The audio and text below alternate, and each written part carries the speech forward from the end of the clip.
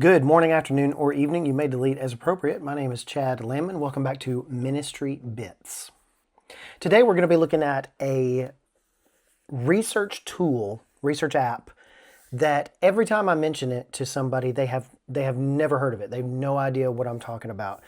I thought that this tool was a lot more mainstream. In fact, if you're listening to this and you're using this app, sound off in the comments below because I want to know how you're using it, because I'm most definitely not going to cover everything that it can do. But what I'm talking about is Gemini Notebook, formerly formerly Google Notebook LM. So you could go to notebooklm.google.com and you could check this out. If you have a Google account, you automatically have access to this. This is one of Google's kind of AI-powered research tools, and it's not. When I say AI, don't just shut off the video right here, because it is much different than you might think. And let me explain that here in just a second. So I've got my self-contained app from Safari here. This is just, you'll see on my screen here, I've just got an app from Safari on this. If you want a tutorial on that, let me know. But basically this is the same thing you'll see on the web. It's no different. I just like to have things self-contained as apps. And so I've got YouTube and YouTube Studio, different things like that. So we'll probably do a very short video on that one day as well.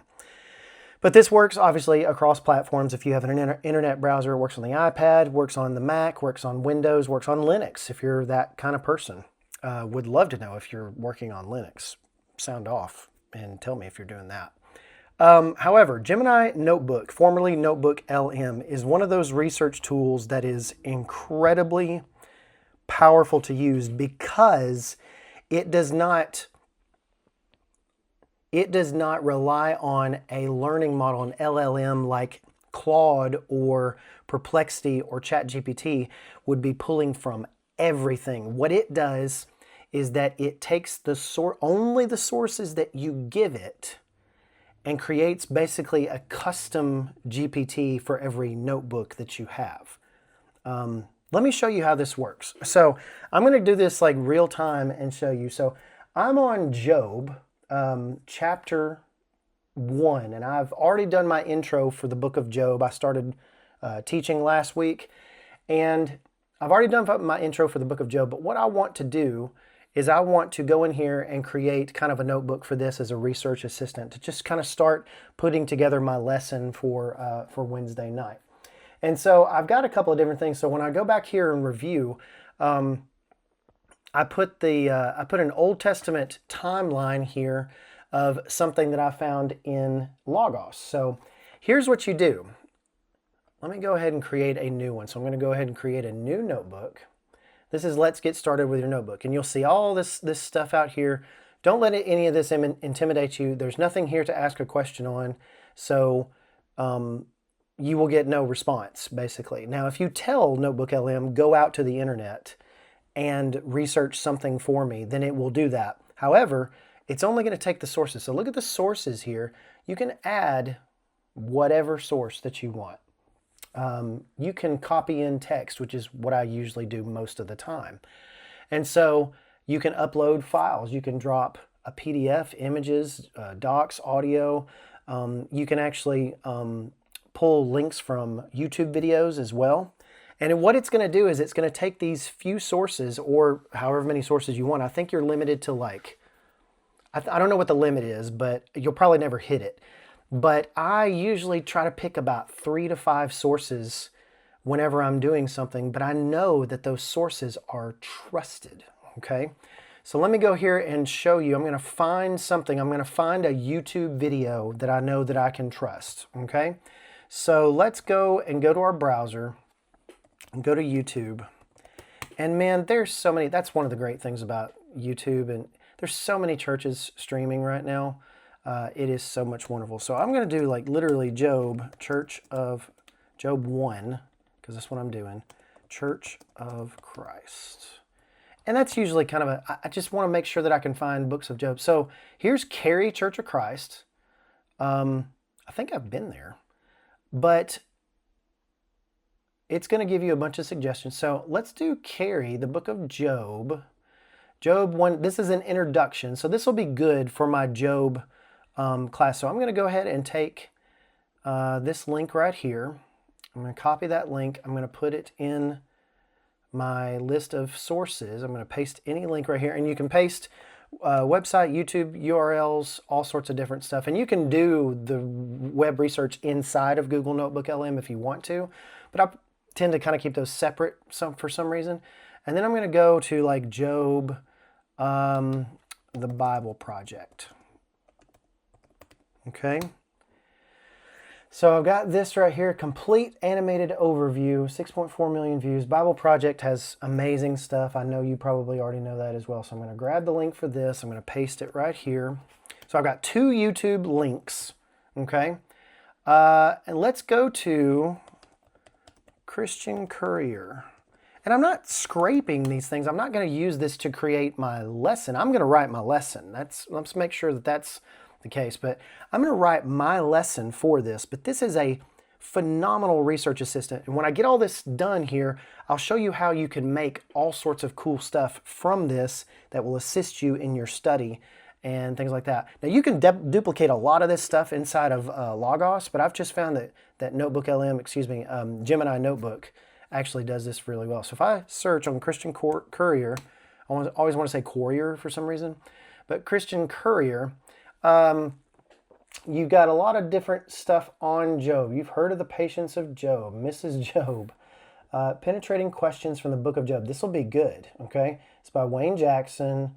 It's a good article. I tell you what, I'm going to copy all this text and I'm going to put it inside of, I'm going to insert those links right here. It's already going to start chewing on these links, but then I'm going to add more sources to this. So I'm going to add copied text. So this is Wayne's article. Now I know I can trust this. I know that these are trustworthy sources that I can trust. And so adding that in there. And so I've got a pretty good kind of starting thing here for a second lesson on Job. I did an introductory lesson last week, but I'm kind of looking for an introduction to Job chapter 1, okay?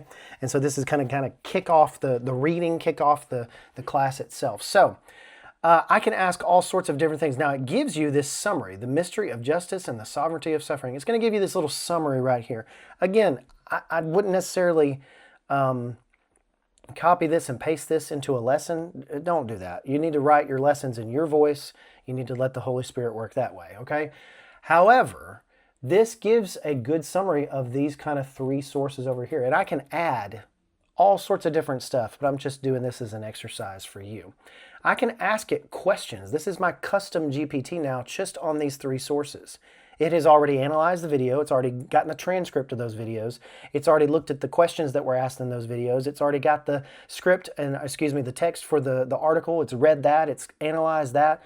And it's given me this summary right here. I can save this to a note. I can do all sorts of different stuff. It asks you different questions right here. How did Job and his friends debate the concept of justice? Wow, that's going to be pretty important in chapters, 4 through 38 or 37 in the book of Job, because they talk for a long time about the concept of justice and they debate these things for a long time. Explain why God describes Behemoth and Leviathan. So it gives you kind of, some starter things here. But what I want to do is go over here to the right sidebar and I want to do Studio. And I'm not going to do each one of these, but you can see that some of these are pretty neat. I'm going to choose 3 here. Well, I'm sorry, I'm going to choose a couple. I'm going to choose more than 3. So audio interview or audio overview. Now, here's the way that I like to use this, especially when I am studying a topic. Maybe I don't have as much time in the office to read. Imagine that you could create your custom podcast for specifically the topic that you want to know about, only from the sources that you want to hear from, only from the sources that you trust. And so I'm going to go into this. I'm going to do like a short one. I'm going to do a deep dive into it. Really can't do a deep dive short with this part of Job. It's going to be in English. It's going to be from these 3 sources. I can actually uncheck any of these sources that I want to. So if I wanted to leave out maybe one of those sources, it will not even use that as a source. But I can go in here and I can say, give me some great teaching tips for Job chapter 1 and suggest some discussion questions. Okay? So, again, I'm not going to copy and paste these things, but it's going to be valuable to start churning on some of these ideas. You can do a lot of different formats with this. If you have done your, if you've wrote an article, if you have written an article, excuse me, if you have written a lesson and you want it to critique it for you, you could do that. That could, again, you probably disagree with some of it, but if you wanted a thoughtful debate between 2 different hosts, it is going to generate an AI-powered podcast for your listening. Now, this is not for publishing. This is not for putting on the church website and letting people listen to, because you can absolutely tell that these are AI hosts, but it's really good for me to just put this in, and if I know if I'm driving to a funeral that's an hour away, well, guess what? I've got something to listen to specifically tailored to the lesson that is upcoming for me that is based upon only the sources that I gave it. How powerful is that? I can go here and I can hit generate. Let's see what it gives us. So it's going to come back. It's going to take a few minutes for that, but I'm going to actually go over while it's generating that, and it usually takes anywhere between 5 and 10 minutes, especially for the audio overview, because it's pretty comprehensive. It's pretty cool. But I'm going to go to slide deck, and it's also going to take a few things for this. So now, I would not recommend that you use your design your slide deck on this, but this gives you some good ideas for maybe how to format or how to look at your slides. And again, this is all about idea generation. This is not about writing things for you, doing things for you, because I don't know if you have the same problem I have, but half the problem that I have is just coming up with good and fresh ideas for Bible classes and maybe even preaching. And so this is going to help me out with that. So I'm going to do presenter slides, because the detailed deck, that gets really, they have a ton of like points on it and stuff, so you don't want that. I'm going to do short. You don't have to give it any guidelines, but I'm not going to give it any guidelines either. So suggest some great teaching tips and ways to put together, and ways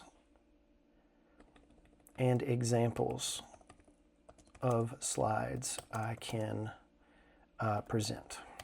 Okay? Generate. It's generating both of these. Now, I will say, now that we're generating both of these, I do have a $20 paid account on Google, specifically to use some of these tools. You're limited on some of these on the free account. You can still use them, but I think it limits you to either 1 or 2 a day, and on the studio feature, so just make sure you keep that in mind. Let's do one more thing. We got slide deck. You can do a video overview. I've never even tried that one, but I bet you it's bonkers. Again, that will take more time, because that takes more powerful stuff right there to get that done. But I'm going to do, let's go ahead and do an infographic. And an infographic, these infographics are pretty cool. You can make it a sketch note. I like the sketch note one, especially when we're talking about something serious like Job chapter 1. I do kind of want to do standard, and then I can tell it the style. So, and I'm not going to use this necessarily, but highlight Job 1 and the events in that chapter. Use blue and gold. Generate. Okay. We're going to wait on these, and we'll be right back. All right, so we're going to go in reverse order. These are done now. You'll see a little blue dot beside it. You can actually get a notification on your desktop if you wanted to get a notification to get when these are done. Now, these are taking about 7 to 9 minutes to do, I don't know, all three of them here, but I've got a slide deck, an infographic, and then a 5-minute and 10-second deep dive. And again, I went for the short one. You can make them longer. I had one that was about 18 minutes the other day, and it was about a teen class on the Daniel chapter 1. And so it was really, really neat to have people add kind of thoughts and suggestions to it. It gives you a bunch of ideas, really good idea generation here. So let's look at this. If I go to this, I can actually go to expand the viewer here. And again, you've got these presentations that look like AI. When people look at them, especially young people these days, they're going to see it and say, well, that's AI. So I wouldn't use these necessarily, but they're pretty good at taking some pretty decently complex ideas and boiling them down into a couple of different slides. And so you've got this idea of a framework. Look, he just took this article, framework of a cosmic trial. That's a pretty cool little graphic. Now, obviously, you've got to check all this stuff. You got to make sure it's good. But remember, it came from the sources that you gave it. So if it's saying something that you don't agree with, that means your sources that you picked and put in these things, it was in one of those sources, because it's only going to take from this. Again, it is not taking from anything outside of the sources that you give it. I love this one, huge assumption. The universe operates on strict principle of justice. Interesting. It likes to do these little tables, which I don't disagree with. I kind of like tables. But you've got, is God just? His friends, did Job sin? Yes, Job must have had hidden sins. Conclusion, accused. So it's giving you like this, overview of the debate here between, Job. Did Job have sin? Was Job an upright man? All this other stuff. Is he wrong to accuse God? All sorts of different things like that. Job is probably a pretty complex way to test this AI, but it's pretty neat. Little flow charts here. Of course, it loves tables, it loves diagrams, it loves flow charts. And so you can actually instruct it to say, no, keep that to a minimum. Now, I love this graphic. Like, this is interesting. Look at this, Job's viewpoint over here. Expanding the horizon of human knowledge, Job demands an explanation. God provides a 60-question virtual tour of the cosmos. That's pretty cool. That's really cool.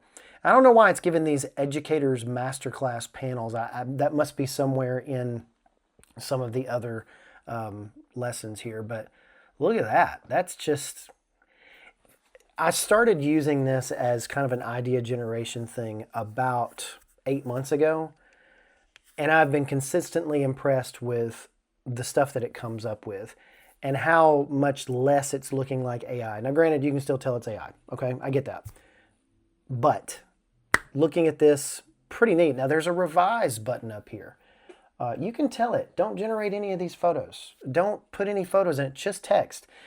Don't put any diagrams. Don't put any tables. You can do just bullet points for these things, and you can figure out and dial it down to exactly what you want. But however, if I'm doing this, I'm using it only as a study tool. This is not the slideshow that I'm using. And if you want to do that, that's fine too. I still believe that you should do the work for it because that's part of it. So, Job 1, this is the infographic. This is just a one-pager kind of thing. Now, one thing I did, we had what we called a review class that we started last fall. And one of our experienced teachers teaches it. Well, he saw the infographics that I took. So I would take Andrew's sermon, our preacher, Andrew. I took his sermon, took the text of everything that he said, put it into Google Notebook LM, made me an infographic out of this, and that is kind of what their visual was for the class. I don't think this is bad. And again, it's only from the source that you give it. You can give it one source, you can give it 3 sources, you can give it 100 sources, and it's only going to pull from those sources, not from some gigantic billion parameter model, large language model, okay? So, obviously you can tell that this is just based upon the 3 ones right here. Look at this kind of flow chart, the greatest man of the East, he gets named by all this stuff. So you can see this is as accurate as your sources you have given it, okay? Now here's the wild one. This audio podcast feature is just bananas. And they even have introduced a feature now. Hold on one second. Let me see if I can get you a... So let me let you hear that. I'm going to take my mic off here and let you hear this. So this is the podcast that they make between two hosts, fictional, obviously, that are talking about your sources that you gave it. And remember what I said. I asked to do, what did I say? Okay. I said to offer some teaching topics for Job. Okay. Just listen to just a few seconds of this, and it's kind of mind blowing. Okay. Let's just listen to this real quick. Usually, teaching a lesson feels a bit like grading a math test. Right. Like 2 + 2 is 4. Yeah, exactly. The student gets it right, and everyone moves on feeling good. But teaching the book of Job, well, that answer key is completely useless. Okay, so you can see here, this is probably not the best example for this, but I will say where some of it is really awkward, some of it they just don't get it right. Like I would never use that example to start off a class with. But again, generating ideas of how to teach this is going to be valuable. So just listen to this. Absolutely useless. So today we're doing a deep dive into Job chapter 1. We pulled together a video breakdown, a sermon, and a theological article. And our mission is to extract the absolute best teaching tips and discussion questions from these sources. Right. So it followed my instructions. Okay. Text without everyone, including you, getting completely overwhelmed. So, okay, let's unpack this. Well, it is the literal definition of theological muddy waters. So to get your students to wade in without panicking, you actually have to start by disorienting them a bit. Wait, really? Yeah. I mean, look at the setting. Job is not an Israelite. He lives in this obscure place called Uz, and the author gives us zero timeline. But wait, if you're trying to get a class to care about a character, doesn't stripping away the historical context make him, harder to relate to? Yeah. Why not give him a rich backstory? Because a specific history actually limits the story. By removing national identity. Okay, so again, you take this with a grain of salt, and you have to understand, like, this is one of those things that you could find a lot of use out of, or you couldn't find a lot of use out of. And so, obviously, I'm not going to be able to listen to the whole rest of it, but I will put this as an audio link on the description below to let you hear everything from this made-up podcast that they made up for me in 7 minutes. I find it valuable, especially when I'm driving and I can't read something, obviously, while I'm driving, but I can listen to something. And I've found that listening to podcasts helps me out a lot. And maybe I don't find the podcast that exactly gets exactly what I want, but this helps me just, if I can just get 1 or 2 little ideas about how to teach Job chapter 1, that's going to be valuable for me because it didn't really cost me anything except putting together some of these sources. And so you'll see how this is a really awesome research assistant, and you can take anything. You can take stuff from Logos. You can scan a page in your favorite commentary that you trust, and you can put it as a PDF on here, and you can it'll analyze all that kind of stuff and kind of give you whatever output you want. And so you've got a lot of different things that you can output. I was going to show y'all mind map, but we're going to run out of time here. They will give you all sorts of different stuff. What I've found really cool is that I plug in, when I do my Bible lessons for the young kids on Sunday nights, I plug in all my lesson here, the one that I've wrote, and I hit quiz, and it will generate some quiz questions from that Bible lesson for the kids. That's pretty neat. I can also ask it for suggestions for giving me suggestions for discussion questions, not necessarily quiz questions, but discussion questions as well. That's one thing I always struggle with is trying to get discussion questions. It'll generate 10 or 12 of them for you, and I might only actually look at and see 1 or 2 of them that are actually worth using, which is pretty awesome to have the right question at the right time. So I love that. One other thing that I wanted to mention with something like this is that with the critiquing mindset of creating your custom GPT with only your sources, I had a unique experience this summer. I went to Central Florida Bible Camp where upwards of 50% of those kids there do not go to church. They may or may not have any kind of church background, may or may not have any church knowledge. So I had to kind of rethink how I taught all of my lessons that week.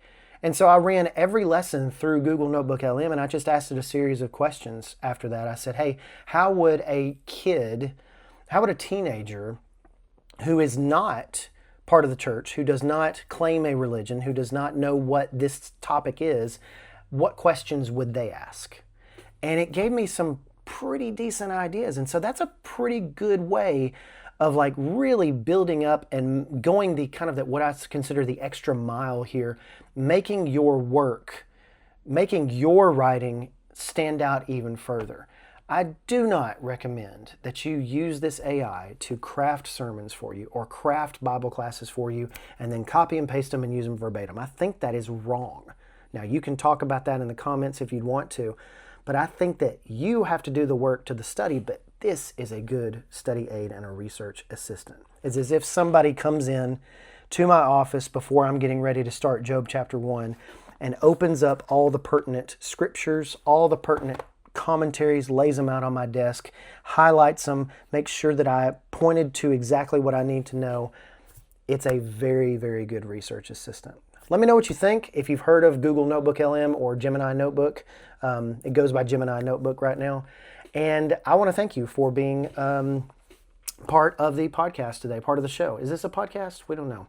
But thank you so much for being a part of what we're trying to do here. And if you have gotten any value from this, like and subscribe. And I would be honored to have your subscription. It doesn't cost you anything, really helps us out. Let me pray for you as we end. And I'm going to pray for all the tools and the discernment that we need to have in using these AI tools, because it can be so easy for us to just copy and paste. It can be so easy for us to just take what it gives us. But with something like this, you can choose trusted sources, and I just love that as a research assistant here. Let's go to God in prayer. Dear God, we thank you so much for this wonderful day. We thank you so much for all of the blessings of technology that we have. And Lord, we thank you so much for everything that you've given us, from the ways that we use this technology to broaden our perspective, to give us ideas, to hopefully elevate our preaching and our teaching, Lord, to help us be more effective teachers and preachers. Lord, please help us to use this technology responsibly as well. Help us not to just take it as it is. Help us not to just generate these things and be lazy. Help us to continue to do the work and continue to do what we need to do. Just try to make it our already good work even better. Lord, we thank you so much for these tools. We thank you very most of all for your son, Jesus, and it's in his name that we pray. Amen. Thank y'all very much. Have a great week. Go with God.